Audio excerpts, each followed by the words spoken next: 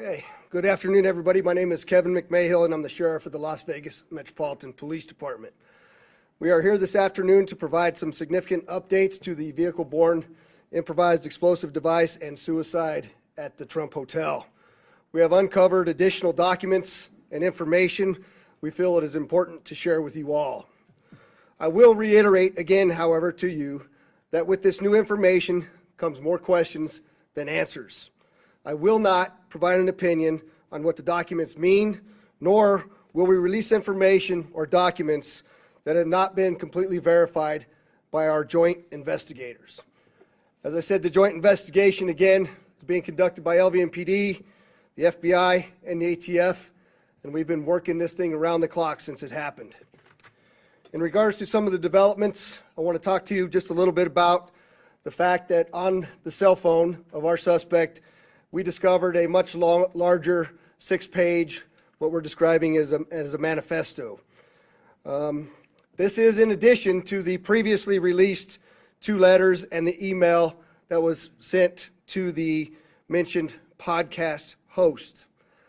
On this particular 6-page document, there is material that we still have not been able to work completely through with our federal partners and the Department of Defense, and some of that material may be classified, so we will not be releasing that document yet in its entirety. You will see some excerpts from that document here in just a few moments.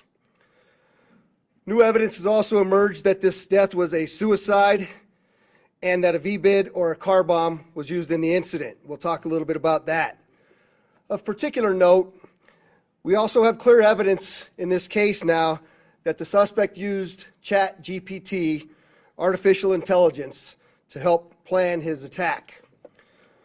I'd also like to note that in these documents you will see that the suspect believed he was being followed all the way from Colorado. And I want to make it clear that our suspect in this case has never had a criminal history, nor was he on the radar of the FBI or the LVMPD prior to this bombing.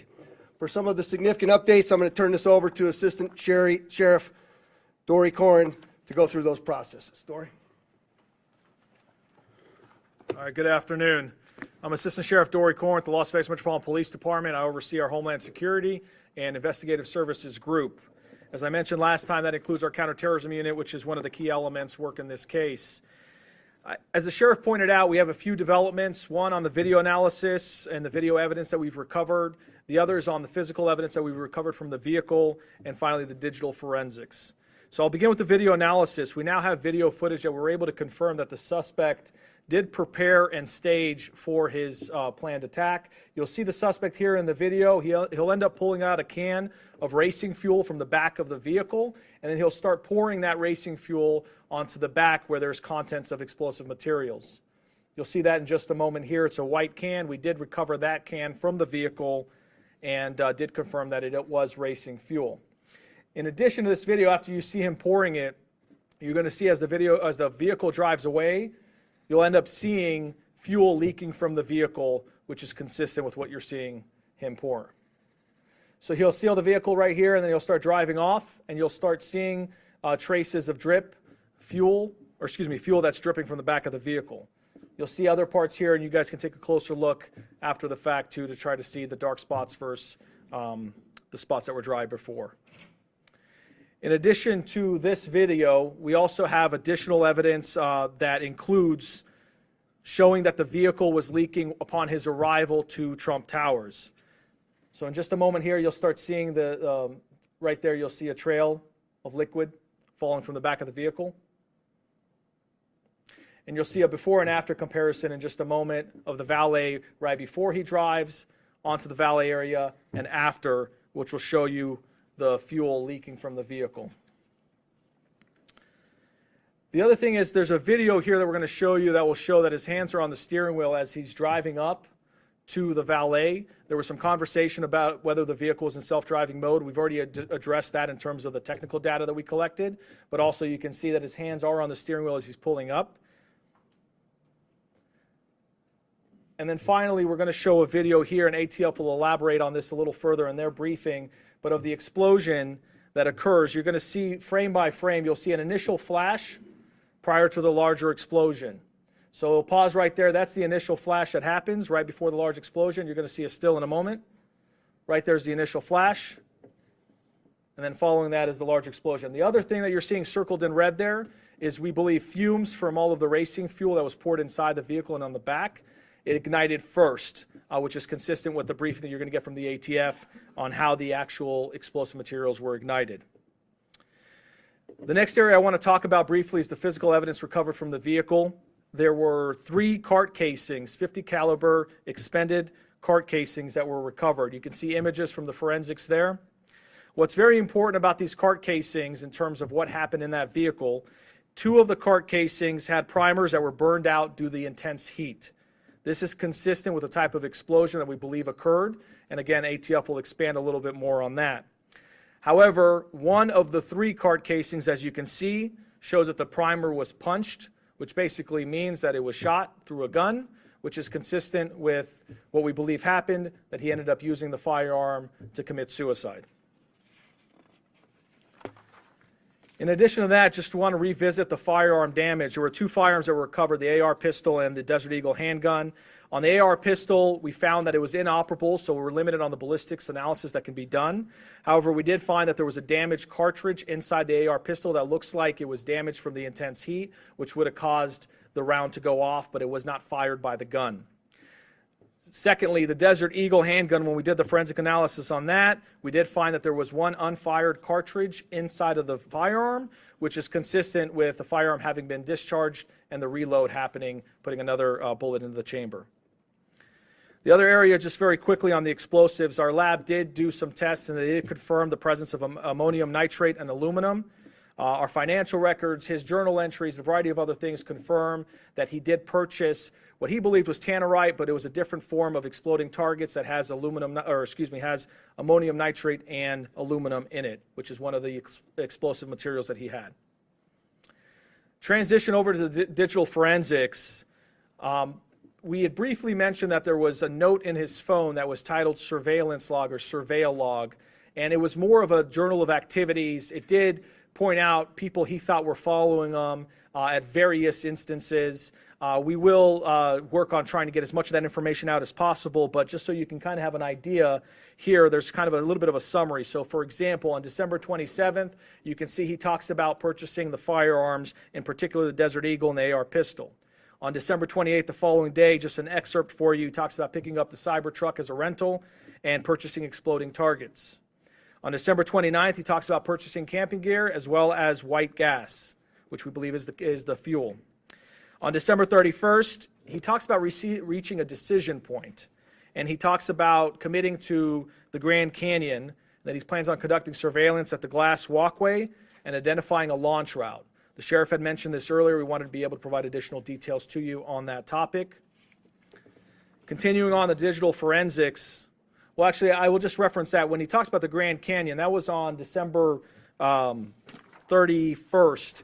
We don't know exactly why he changed his plans from going to the Grand Canyon to potentially launch off of that glass skywalk, and why he chose Trump Towers. We're still looking at that. But ultimately, as we all know with what happened, there was a change in plans, and he showed up here at the Trump Towers on the following day on January 1st. Now, moving on to that 6-page manifesto that the sheriff talked about. This document was found as part of the digital forensic analysis of his phone. There's a variance of grievances and a constant evolution of his plans or intents of what he wanted to do. There's mentions of political and social and cultural issues to include criticism of the current administration. He also does write in there that he was super high on weed and drinking, which we are still working to confirm.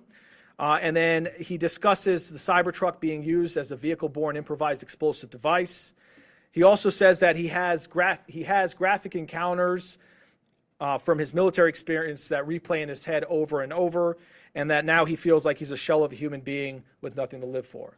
This is important not only because it points out the suicidal component, but it also talks about the mental health that he was dealing with, mental health issues that he was dealing with. Just continuing on that manifesto, a few other excerpts for now is he discusses the concerns about the withdrawal from Afghanistan and losing his teammates, which again builds upon that potential PTSD that we're referring to. He does transition at some point and talks about being concerned of the media labeling him as a terrorist and that he had no intent on killing anyone else aside from himself. But finally, one of the last points in there, because this constant flow back and forth of different thoughts, he does talk about his intent to make this as public as possible and that he is loaded up on boom, in quotations, and fireworks for New Year's. Moving on to another part of the digital forensics, the sheriff talked about how the suspect in this case used ChatGPT to plan out his attack. You're going to see a few of the entries that he posted. This is chronological by date, but he basically starts using ChatGPT, which is a generative AI, to be able to get information on how to conduct this particular plot.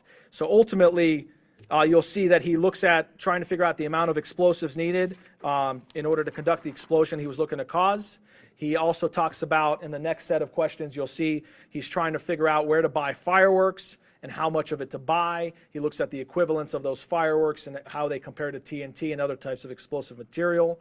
On this next set of questions, there's a focus on the velocity of the bullet fired from the firearm and determining whether that would ignite the explosives. This is an important component, as you'll see when the ATF talks about the amount of explosives that he had and how they exploded, and a lot of those actually not detonating. Ultimately, that has to do with the research on ChatGPT, determined that he needed at least 2,000 feet per second velocity on the firearm in order to be able to actually cause a full detonation of all the explosives he had. And then finally, on the last one, he talks about this more about the amount of material he needs and also interest in how to buy a phone without providing any personal identifying information. And then finally here, just on the last piece on the digital forensics, we talked a little bit about the data recovered from the Tesla. There were 3 devices recovered. Originally, we were talking about the SDMI chip and the thumb drive. Technically, there are 3 components in there that we're able to try to analyze forensically. The SDMI chip only contains mechanical data, does not contain videos. That we did look at, and Tesla is proprietary to Tesla. They are helping us try to recover any kind of technical information about the vehicle at the time of the explosion. The USB drive is where videos are stored. That was damaged. We were able to pull partial videos, which we talked about, and we showed you the video from Kingman, Arizona. And then there's the restraint control model, which is very common to a lot of vehicles where you have a mechanism in there to be able to record crash data. We did recover that. As of now, we don't have any valuable information from it because it did not trigger a crash. But most importantly, there's been conversation about in-cabin video and why don't we have video that shows exactly what happened inside the vehicle. As described to us from Tesla, the in-cabin video only records when you're in full self-driving mode, and it does not save that data. So it actually is just a live recording that basically happens to alarm the driver if they're falling asleep or something like that while it's in full self-driving mode. We know through the forensic analysis and through the work with Tesla that the vehicle was not in self-driving mode, so this feature would not have been activated, which is why we don't have video footage of the in-cabin activity. With that said, I'd like to transition to our partners. Both the FBI and ATF have been instrumental, and as the sheriff pointed out, it's been a collaborative effort that also expands to a variety of other partners who have helped us along the way. I'll turn it over to ATF Assistant Special Agent Kenny Cooper to go into the explosives.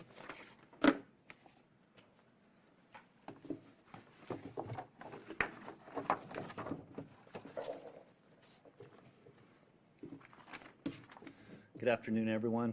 My name is Kenny Cooper. I'm an Assistant Special Agent in charge of ATF San Francisco Field Division. One of the main goals of ATF in this investigation is to provide an assessment of the design, construction, and the effects of this explosive event. Our preliminary assessment includes the following.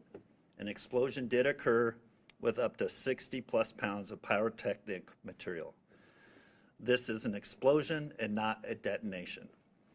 At this time, there has been no purchase records or physical evidence recovered from the scene that indicate any type of remote control, remote detonation, or sophisticated timed initiation system was used.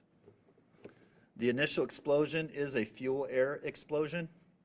It in turn ignites the fireworks and other explosive materials that were inside the Cybertruck.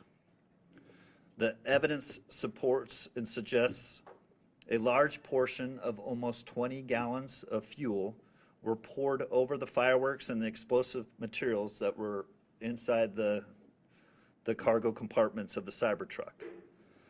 To date, our national response team experts have been able to calculate a minimum net explosive weight of 60.2 pounds of explosive material. This material is a combination of exploding targets, smokeless powder, consumer fireworks, and other aerial shells.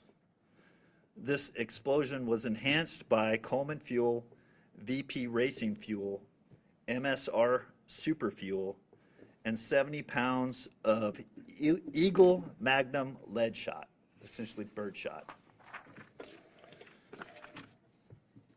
The estimated 60.2 pounds of explosive weight is a minimum amount of purchase based on purchase records and the residue that remained from the event.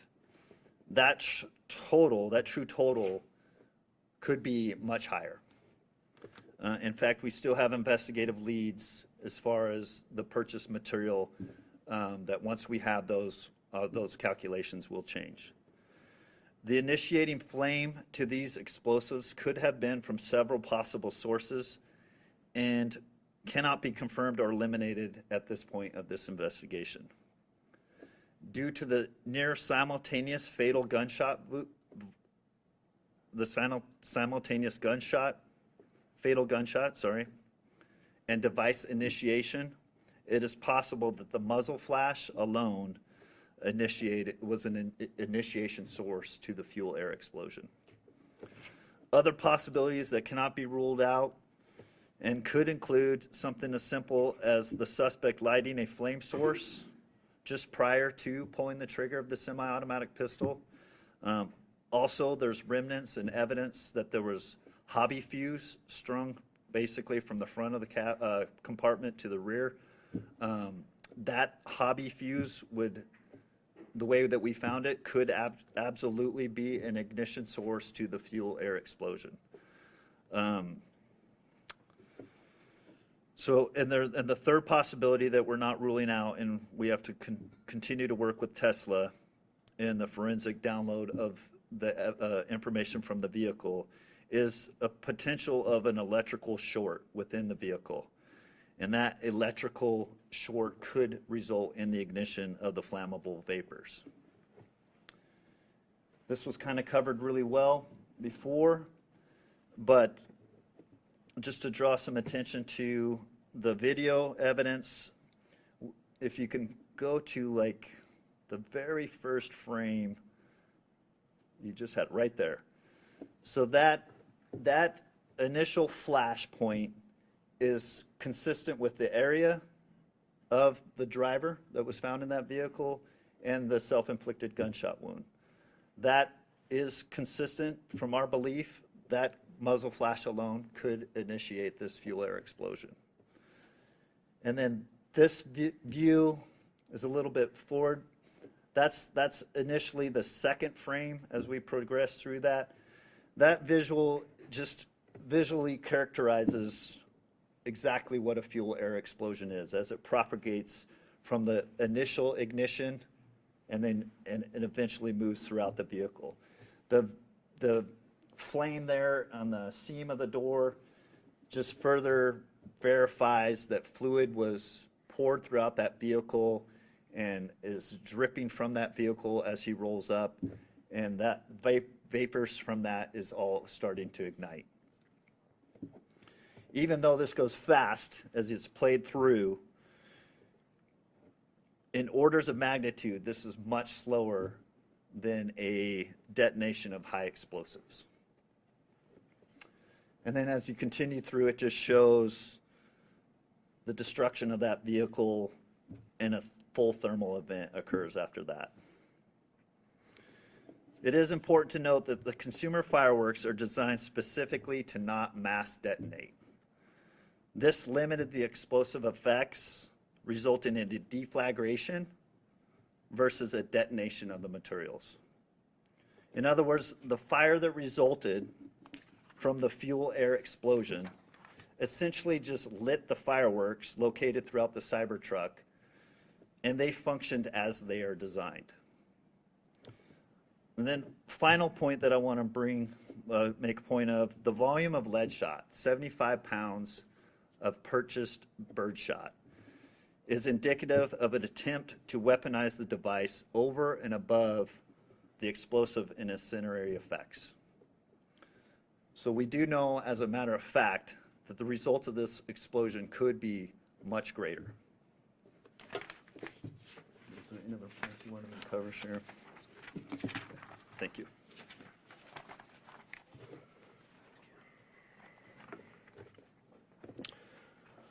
So obviously, with a lot of new information, you can tell that this investigation is far from over.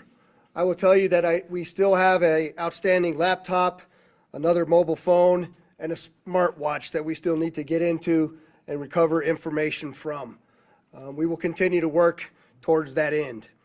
My public information office will be releasing a link to at least the ChatGPT information and some of the information that we released out here today. I would like to just pause for a moment and take a chance to thank the tireless efforts of all of the detectives, the agents, federal and local, for the work that they've done on this. They haven't rested for a day.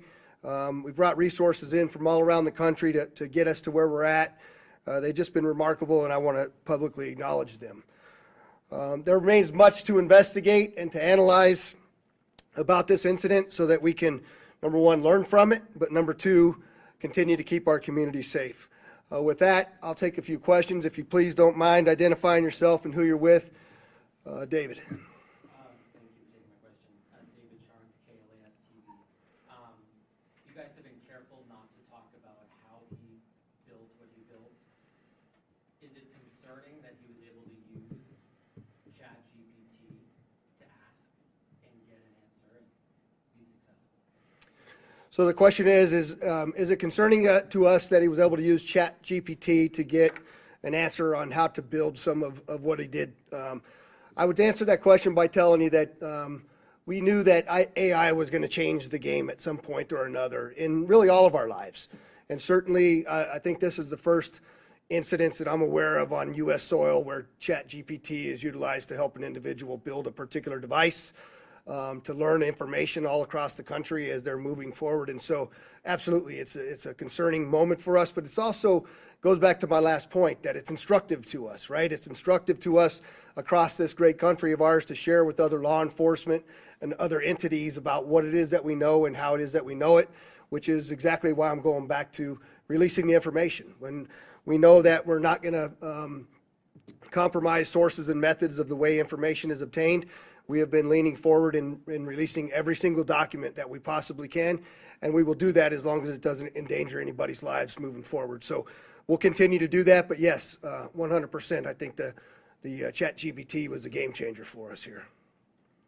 And I'm sorry, right? Hi, Kristen from News. Hi, Kristen. We see the video of him pouring that gasoline all over the Cybertruck. Where exactly was that? I know you gave us a rough idea of where he stopped. So where was that in Las Vegas? And was that being purchased here in Las Vegas, or was that along the drive coming here?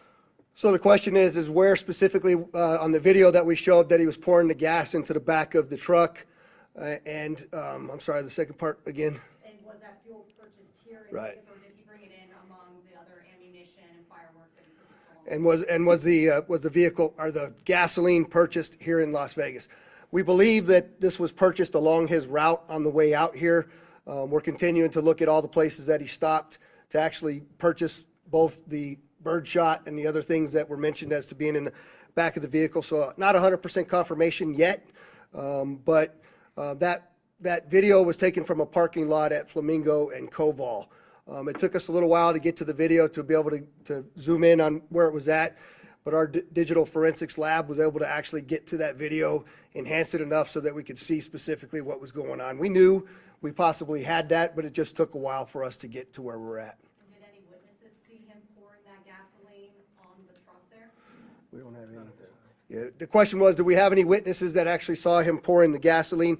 I could tell you could see he's in the corner there. We have not yet found anybody in the community that witnessed the pouring of that fuel into the Cybertruck, but if there's anybody that out there saw that, please contact us. We do need that information. With the review journal, is there a scenario when this is considered a terrorist attack or attempt So the question is, do we consider this a terrorist attack or an attempted terrorist attack? And I would just simply say that we haven't closed any doors on what where our investigation is going to lead us and what we label it as. As of now, we have nobody that we're going to be prosecuting for this case, but we haven't closed a single door on what the investigation is looking at. Anybody else? Back to David. Why, obviously his writings and what's on the phone are important to figure out why we're here today. But when we talk about the document that was sent to the podcasters and his other writings, why is that important? Why do we, I mean, obviously we want to see it, but why does Right. it matter in your investigation? So the question is why does what he sent to the podcaster matter in our investigation and releasing of all of the documents that we're releasing here today? And I think it goes to show his mental status. It goes to show what he was thinking. It goes to show what his intent was or was not. Quite frankly, as you well know, I mentioned this in the first 2 press conferences, we're very well aware of all of the things that are out there on the internet that are being said about what occurred, what didn't occur, and we're working very hard to answer every single question that we have out there. We're trying to figure out why Las Vegas, why the Cybertruck, why the route that he came here. I think we have some pretty good answers, but as I mentioned to you previously, I'm not going to answer anything on the hypothetical. I'm only going to give you the facts as I know them. So one last, or there's 2 more. Go ahead. I'm sorry, where are you from? Review Journal. I'm sorry. Special Agent Cooper mentioned that the result of this explosion could have been much greater, but we also see him writing that he had no intent to harm anyone but himself. Can you elaborate a little bit on what kind of prevented it from being more harmful than it was? So the question was, we mentioned that the explosion could have been much greater. However, one of the things that he wrote was that he didn't intend to hurt anybody else, and maybe I'd just let you, Kenny, answer how it could have been much greater. So our initial findings of 60+ pounds of explosive material, if he was to achieve a high order detonation of that, it would have been a significantly different blast. So whether he failed to achieve that mission, whether he backed out of that and went more to just a suicide, like those are hypotheticals we can't get inside his head to answer. We just know factually he had enough material in that vehicle that if a high detonation occurred, it would have been a significant different blast. You say that, I don't think we really understand what high detonation means. So when you talk about that, you mean like it had been hooked up, you don't know how bombs work. So what does that mean? So essentially an explosion, there's kind of 2 categories of explosion. A detonation, we're talking about feet per second in science. Typically 3,000 feet per second to initiate a blast sequence, kind of putting it in layman's term, to essentially boost an explosion to a different level. This was deflagration. So the material essentially burned in a pattern, still reaching an explosion and still appearing to be extremely fast. But it's a much slower release of energy in explosion versus a detonation. Also, once you achieve a detonation, those materials react chemically different, and they essentially explode with much greater force. So you're saying the theory that he either lit a match or the muzzle was what set it off was a low energy source versus something else, correct? No, I didn't do well in science. You're basically saying that there wasn't a remote, there wasn't anything that quote unquote detonated it. It just happened to go off and you were figuring out how it went off, whether it was the gun that ignited it, right, from the I don't know. Some of the charge of the gun. Yeah, from the discharge of the gun, we see that blast coming out. Right, Or it was, like you said, a match, potentially, right. right? So to achieve a detonation, like military-grade det cord, explosive blasting caps, things that are used in commercial explosive operations or military operations, there's no evidence that any type of those items existed in this. So the other capability that existed here is the exploding targets. If he was able to shoot that, and people know this, they purchase this lawfully, they go out and they shoot those exploding targets with a rifle round that it's traveling at more than 2,000 feet per second, that causes the detonation. Does that make sense? The explosion of that exploding target. Did that answer your question? So in essence, he had the material there, the exploding targets.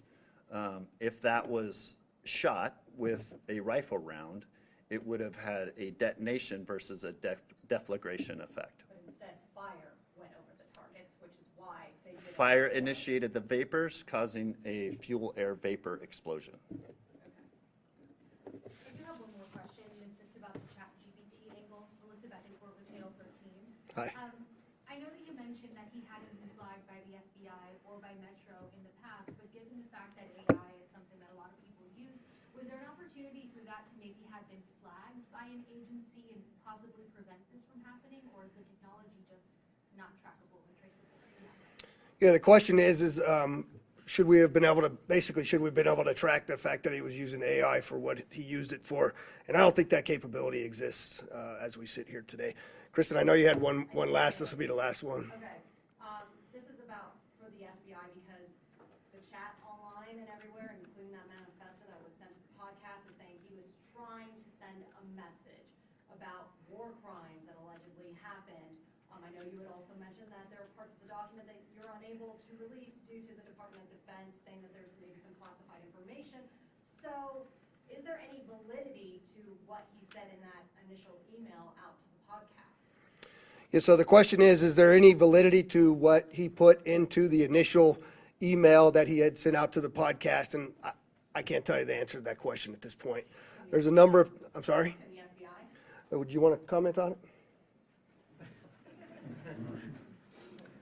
Spencer Evans, Special Agent in charge of the FBI's Las Vegas division. In terms of a question about the validity of what Leibelsberger put out to the public, either in the two-page manifesto or additional documentation we're discovering, we're not speaking to the content. I can say, as Sheriff Corrin described and others, it runs the gamut. I mean, he's talking about feeling that he was, surveilled, guilt. You can tell there's, some anguish there, some frustration with the government. I mean, there's a whole host of things. So we haven't gotten into, what's legitimate, what's not. The only thing that, out of an abundance of caution, in as much as there's Department of Defense equities that speak to sources and methods or something else that would endanger folks overseas, that's not being released. But beyond that, we haven't vetted any of his writings to determine, what's legitimate and what was in his own head. Including whatever happened in 2019? Yeah, including, he alleges a variety of things, and we haven't gotten into the weeds on any of that. Confirm that podcast email is him.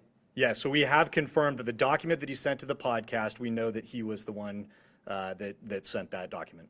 That's correct. All right. Again, thank you all for coming. We appreciate you getting this information out. Thanks.